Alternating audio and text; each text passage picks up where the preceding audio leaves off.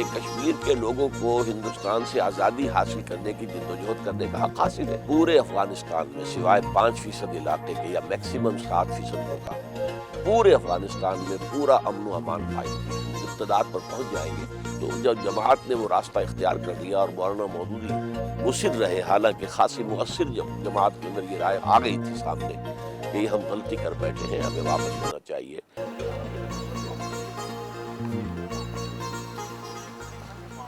ذاتی حوالے سے آپ کے ذرائع آمدن کیا ہے؟ اس وقت میری کوئی آمدنی نہیں ہے۔ انجمن خدام القرآن نے مجھے رہائش پرووائڈ کی ہے، اور رہائش کے ساتھ ساری اس کی سہولتیں جو ہیں وہ بھی ہیں، اور میری ساری کتابیں، میرے سارے آڈیو ویڈیو یہ سب انجمن کے پاس ہیں۔ اس کے ٹریڈنگ سے یا اس کی سیل سے مجھے کوئی ایک پیسے کا بھی منفعت نہیں ہوتی۔ تو باقی یہ کہ دال روٹی کا معاملہ رہ جاتا ہے، تو وہ میرے بچے ماشاءاللہ اب مختلف جابز پر ہیں، وہ سپورٹ کر رہے ہیں۔ کیا عورت کو گھر سے باہر ملازمت کا حق ہے؟ اصل میں اس کے لیے ضروری ہے کہ پردہ اور ستر کے احکام کو ملحوظ رکھتے ہوئے اگر کہیں کوئی امکان ہو تو کوئی حرج نہیں ہے۔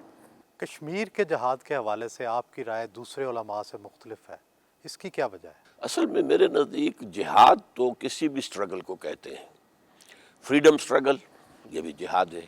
یہ جو کچھ آج کل ہو رہا ہے، یہ ہم جہاد کے لفظ کو استعمال کر لیتے ہیں۔ تو کشمیر کا معاملہ بھی یہ ہے کہ یہ کشمیر کے لوگوں کو ہندوستان سے آزادی حاصل کرنے کی جدوجہد کرنے کا حق حاصل ہے، لیکن اس میں بھی ایک رائے ہو سکتی ہے۔ میری رائے یہ ہے کہ اگر وہ ہتھیار نہ اٹھاتے تو بہتر تھا، پولیٹیکل موومنٹ لے کر چلتے۔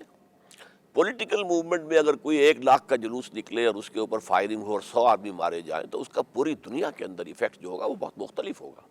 تو اصل میں سیاسی تحریک چلتی تو اتنی جانیں بھی نہ جاتی، اس سے کم جانوں کے اندر اس کا ایفیکٹ بہت زیادہ ہوتا۔ آپ نے طالبان کی حمایت کی، کیا یہ فیصلہ غلط نہیں تھا؟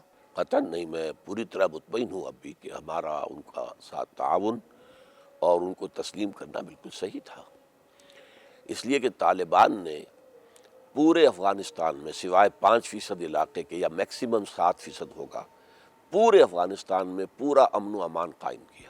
تو باقی انہوں نے شریعت کے احکام نافذ کیے، ان سے غلطیاں ہوئی ہیں، ظاہر بات ہے کہ ان کی اپنی کچھ ریسٹرینٹس بھی تھیں اور انہیں تجربہ نہیں تھا، تو بہت سی چیزیں ہیں اپنی جگہ پر، لیکن بحیثیت مجموعی وہ ایک صحیح اسلامی حکومت تھی۔ صحیح اسلامی نظام ابھی قائم نہیں ہوا تھا، یہ حکومت تو اسلامی تھی۔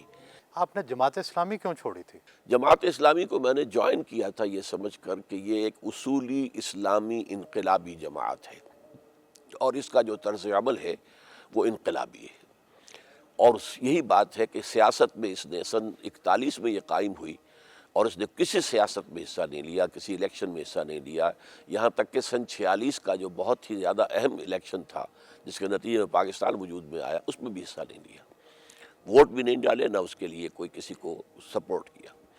پاکستان میں آ کر انہیں محسوس ہوا کہ یہاں اب پولیٹیکل جو ہے ویکوم ہے، اور ہم ذرا پاکستان کا جو نعرہ تھا، پاکستان کا مطلب کیا، لا الہ الا اللہ، اسے ہم اون کر کے تو ہم اگر انتخابات میں آئیں تو جلدی ہم اقتدار پر پہنچ جائیں گے۔ تو جب جماعت نے وہ راستہ اختیار کر لیا اور مولانا مودودی مصر رہے، حالانکہ خاصی مؤثر جماعت کے اندر یہ رائے آ گئی تھی سامنے کہ یہ ہم غلطی کر بیٹھے ہیں، ہمیں واپس ہونا چاہیے، لیکن مولانا جو ہے اپنے اس فعل پر جازم رہے، تو پھر ہم لوگوں نے علیحدگی اختیار کی۔ آپ اپنی زندگی کی تمام تر جدوجہد کے باوجود کوئی انقلاب نہیں لا سکے، کیا آپ اپنے کام سے مطمئن ہیں؟ میں اپنے کام سے بالکل مطمئن ہوں۔ انقلاب روز روز نہیں آیا کرتے، یوں سمجھیے کہ انبیاء کرام میں سے بھی صرف ایک شخصیت ہے حضور صلی اللہ علیہ وسلم کی جن کے دست مبارک سے ایک انقلاب برپا ہوا، اور یہ انقلاب ایک مرتبہ اور آنا ہے، جس کی خبر دی ہے محمد الرسول اللہ صلی اللہ علیہ وسلم نے، اور وہ جب ہوگا تو پوری دنیا پر خلافت کا نظام قائم ہوگا، لیکن یہ انقلاب میرے نزدیک کئی نسلوں میں مکمل ہوگا۔ اب ان کے آرام کا وقت تھا جس پر ان سے اجازت لی۔